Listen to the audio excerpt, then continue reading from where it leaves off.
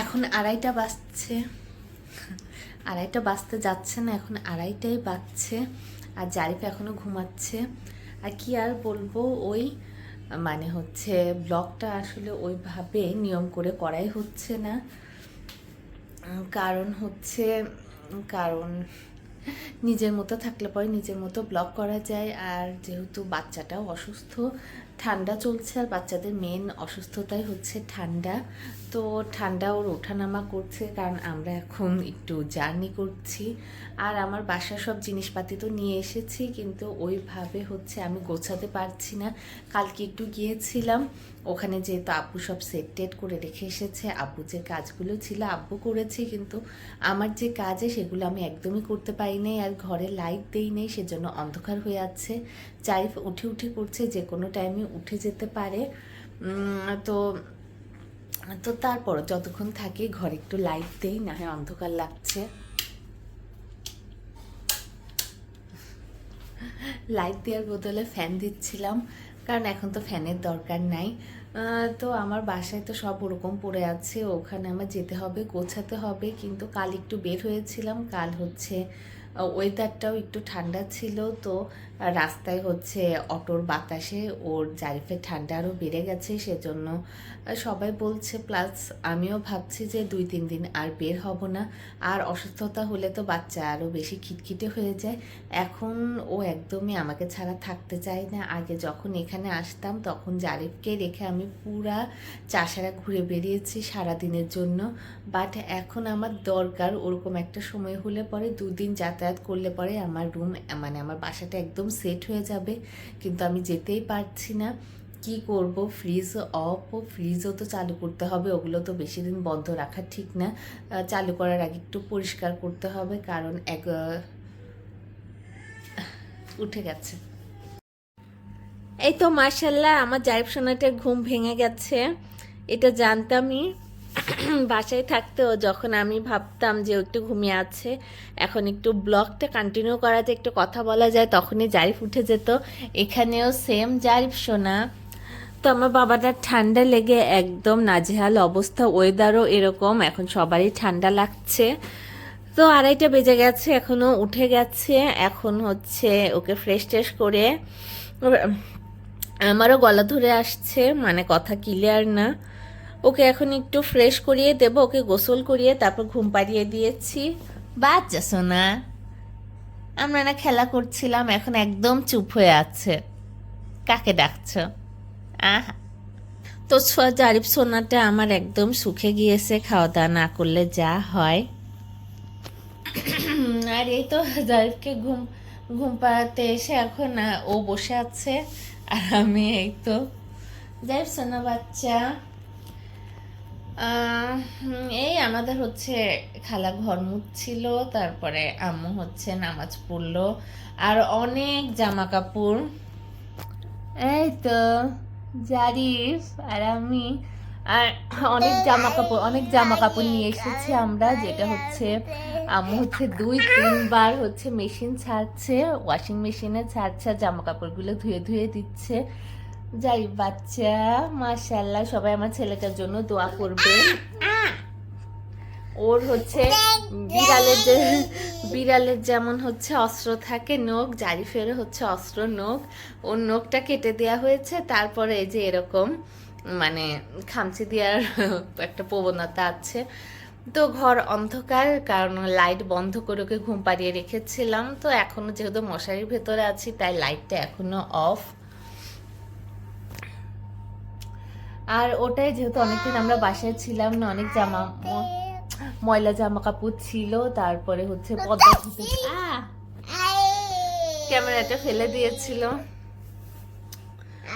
তো এগুলো নিয়ে আছি। পর্দা ধুতে পারছিলাম না, তাই আম্মু বললো পর্দা নিয়ে আসি, যেহেতু খোলাই হচ্ছে তো পর্দা নিয়ে এসেছি, পর্দাগুলো ধুতে হবে। জারিফের পাপা অনেক জামা কাপড় জমিয়ে রেখেছিল, অফিস করে করে জামা কাপড়গুলো ওভাবে রেখে দিত, তো ওই জামা কাপড়গুলো নিয়ে এসেছি। তো জারিফের পাপা জামা কাপড়, বিছানার চাদর, পর্দা, এগুলো নিয়ে অনেক জামা কাপড় নিয়ে এসেছি, ওগুলো এখান থেকে ক্লিন করে তারপরে বাসায় নিয়ে যাব। আর বাসায় মানে হচ্ছে 2 দিন যাতায়াত করলে পরে সুন্দর আমার বাসাটা সেট হয়ে যায়, বসবাস করার যোগ্য হয়ে যায়। কিন্তু জারিফের জন্য, জারিফ আমাকে ছাড়া থাকছে না, আর ওকে নিয়ে এখন জার্নি করাটা ঠিক হবে না। যতবার ঠান্ডা কমছে একটু, আবার একটু বাহিরে যাচ্ছে, আবার একটু বাতাস লাগছে, আবার একটু ঠান্ডা বেড়ে যাচ্ছে, তাই কয়েকদিনের জন্য বন্ধ। আর কালকে আমারই তো একটু ঠান্ডা ঠান্ডা লেগে গেছে, গলা ধরে আসছে। তাহলে ঠিক আছে, এখন আমরা মশারি থেকে বের হই। জারি পুটু বাচ্চা।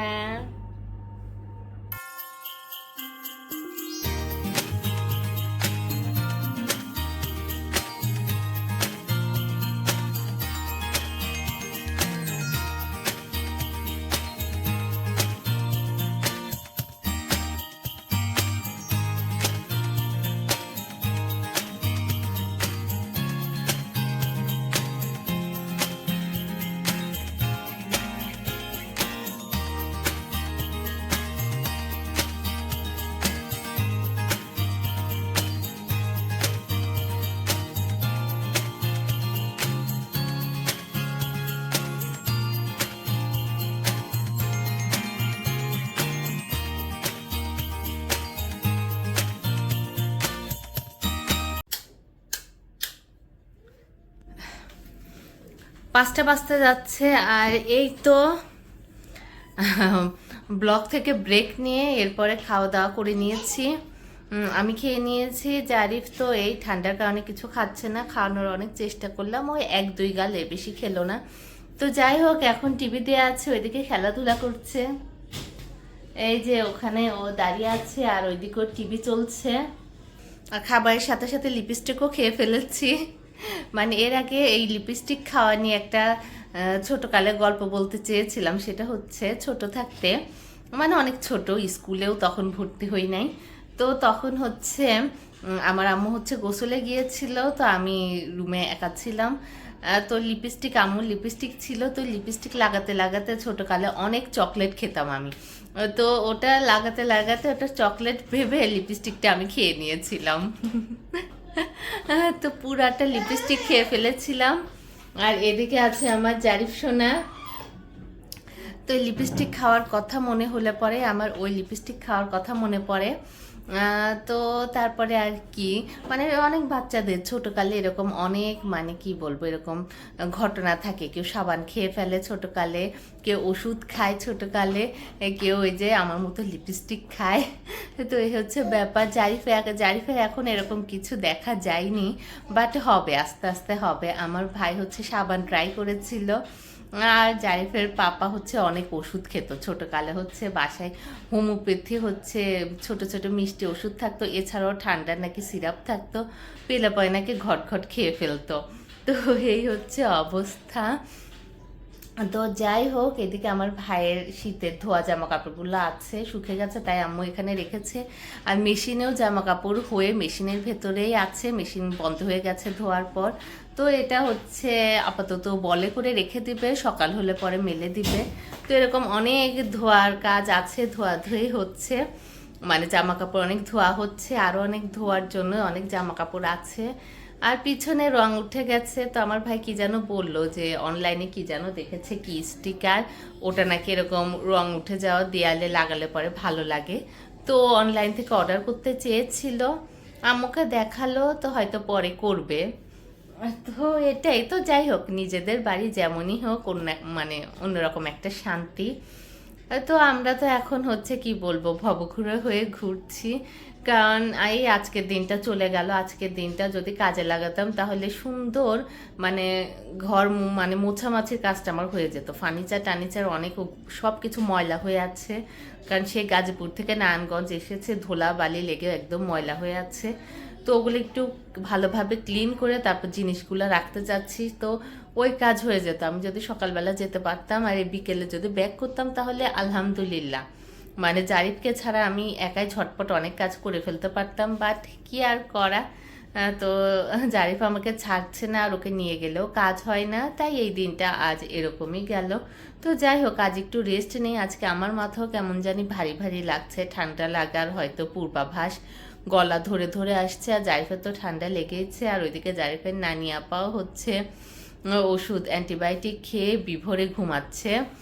জারিফ সোনা আবার কোথায় চলে গেল, খালি পড়ে যাচ্ছে। কারণ এই যতদিন এখানে এসেছি ততদিন ও অসুস্থ, খাওয়া দাওয়া, আসতে বাবা, তো খাওয়া দাওয়া তো একদমই করছে না, সেজন্য অনেক দুর্বল হয়ে গেছে। হাঁটতে যেয়েই পড়ে যায়, আজকে সকালেও একবার পড়ে গেছে, খাটের না মানে সোফার হ্যান্ডেলের উপরে থুতনিটা লেগেছে, তারপর দাঁত উপরে লেগে হয়তো মানে একটু কেটে গেছে, তারপর রক্ত বের হয়েছিল, দাঁতে মুছে দিয়েছে, আবার সব ঠিক হয়ে গেছে। তো এগুলোই চলছে। তো এখন যা ওকে সময় দেই, ওই তো মেন, ও সুস্থ হলেই ভালো, মানে সুস্থ হলে পরে বাকি সব কাজে দেখা যাবে। তো আল্লাহ যাতে ওকে মানে সব রোগ বালাই বিপদ আপদ থেকে রক্ষা করে, তো আল্লাহ ভরসা। আর প্ল্যান মাফিক আসলে হয় না, যখন যেটা যা হওয়া সেটাই হবে। প্ল্যানের কথা বলছি কারণ জারিফের পাপা এখনও গাজীপুর আছে, আমরা এখন মানে আমরা অলরেডি এখানে চলে এসেছি, কারণ ওনার ওই অফিসে এখনও কিছুদিন বাকি আছে, তো ওখানে আরও কিছুদিন অফিস করতে হবে, এরপরে এখানে আসবে। তো আমি ভেবেছিলাম যে উনি আসার আগেই বাসার সব সেট করে ফেলবো, তারপরে নতুন অফিসে জয়েন করার আগে ওনার 2 দিন ছুটি আছে, তো ওই 2 দিন আমরা একসাথে নতুন সোসাইটিতে থাকতে পারবো। তো 3 জন একসাথে অ্যাডজাস্ট হয়ে যাব ওই পরিবেশ, তারপর ওই সোসাইটিতে। বাট এখন আমার টাইমগুলো, সময়গুলো তো এভাবেই যাচ্ছে। তো দেখা যাক উনি আস্তে আস্তে আমার কাজ হয় নাকি এরকমই ঝুলে থাকে, এটা একমাত্র আল্লাহই জানে। এখন কোনো কিছু আমাদের হাতে নাই। তো আর ব্লগ হচ্ছে এখন, যেহেতু আমি আমার 2টো চ্যানেলে ব্লগ দিই, সেই হিসেবে প্রতিদিন তো আমার ব্লগ করা জরুরি। তারপর এখানে এসে আমি নিয়মিত ব্লগ করি নাই, অনেক দিন পর পর কিছু কিছু ব্লগ করেছি।